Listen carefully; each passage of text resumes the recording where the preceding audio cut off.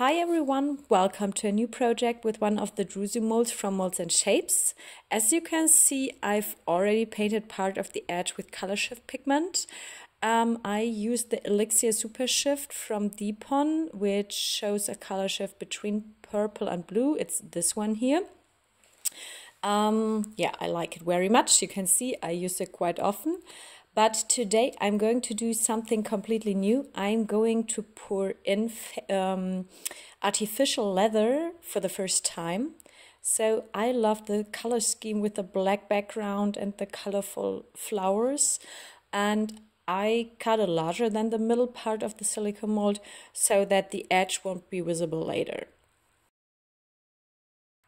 But first, I'll finish painting the edge. As always, I use my makeup brush to paint the druzy edge. And yeah, so I hope the color will match the imitation leather because the flowers of the leather are turquoise, pink, and purple. I had initially considered using gold. That could also look good. I don't know, so we will see.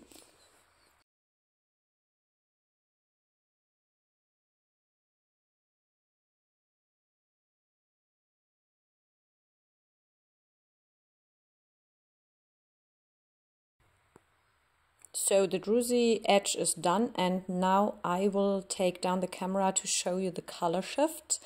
Here we go. So first it is bluish and then it slowly turns pink, which I like so much. I just love color shift pigment. And the way back from pink to blue turquoise. Perfect. I will just clean the surface of the mold and then we can go to the next step.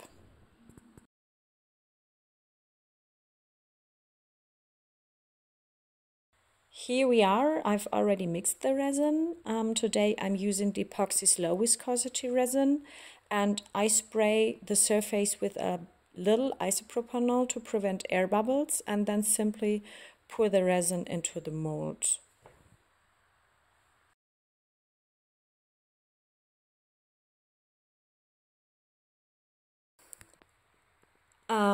So I briefly use my torch to make sure that all the air bubbles are gone, because air bubbles are the enemy.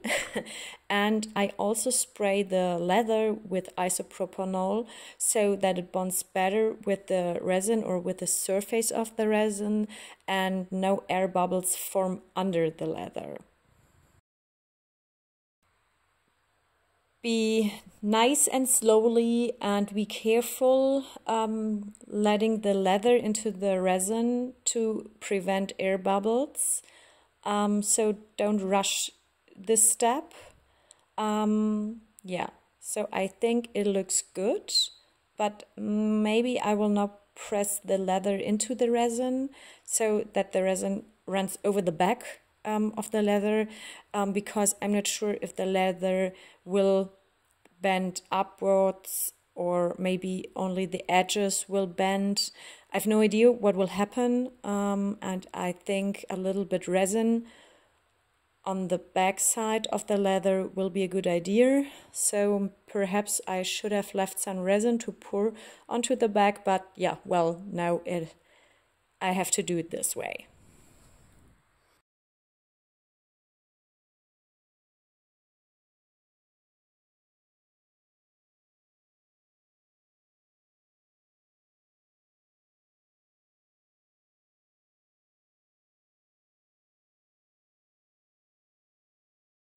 Okay guys, so next time I will definitely leave some resin so that I can pour it onto the back. That should make it easier. Now my hands are covered in resin, but so the step is finished and now I have to wait 24 hours. Welcome back. It is the next day and you can see that the edge of the leather has curved slightly upwards. I've already cut it off in almost all places with my scalpel and will now show you how I did it. Please be super careful using a scalpel. I've cut myself a few times and these things are so sharp that the cuts were really, really deep. Blood was everywhere. And be careful not to damage the silicone mold, of course. Yeah, so it's pretty fast and it's not so complicated. It takes a little bit of time, but it's okay, only a few minutes. So everything is now cut off and no longer protrudes over the edge of the silicone mold. And now we can pour the next layer.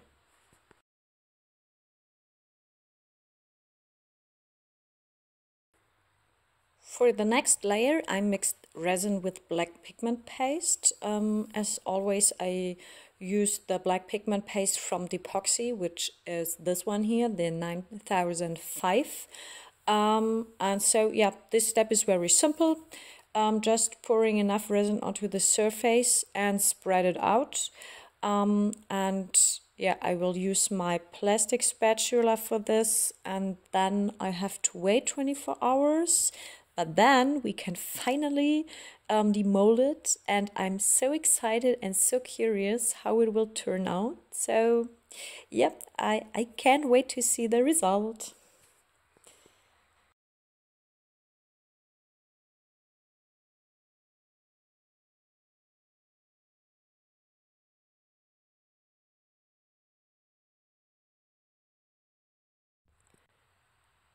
A little bit of fire and then 24 hours waiting time.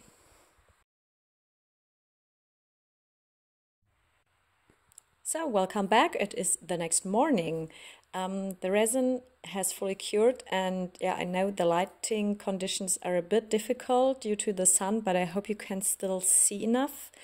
I'm so excited to see how it will turn out. I'm a little bit worried about air bubbles, but we will see in a second. So here we are.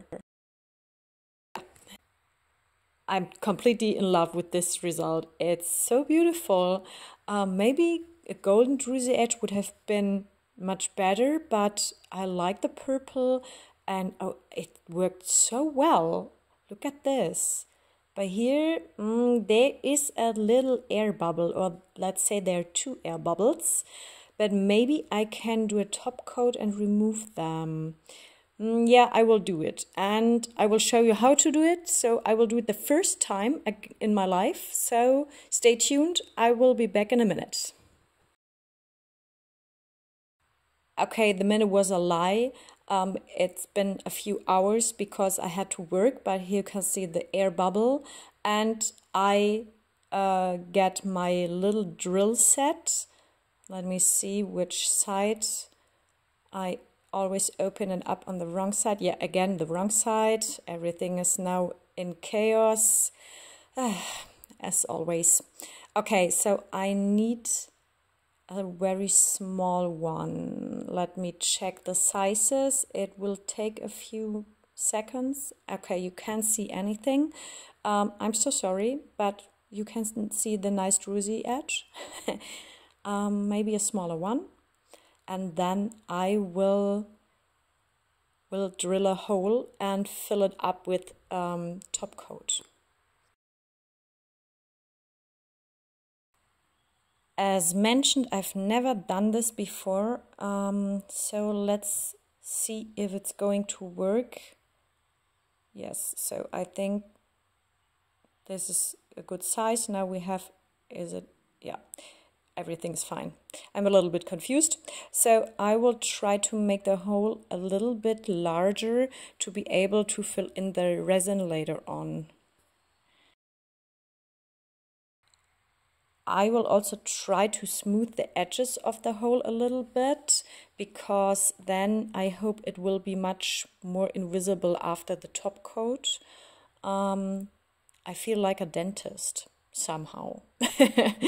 And I'm a little bit scared to damage my leather, but I think everything is fine. So here's the second hole, and yeah, so you see, just take a little drill with the drill heads and yeah, create a hole and then fill it up with top coat, and I think then it will be mainly invisible. So that's the idea. Let's see if it's going to work.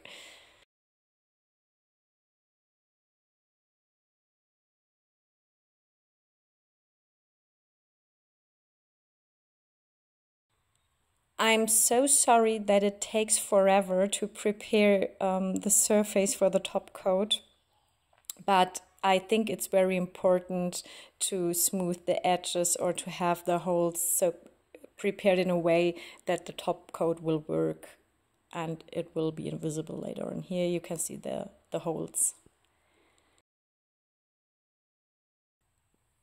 I mixed my top coat. It is the DCS resin from Depon, and yeah, so let's see if it will help with the little holes. And I always like it to do a top coat because then the finish will be very glossy and shiny, and the whole piece will get a little bit more depth.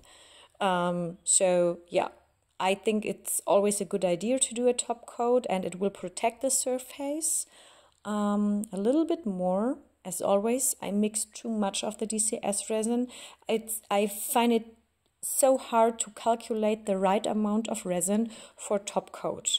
But yeah, so maybe I can use it for another project as well.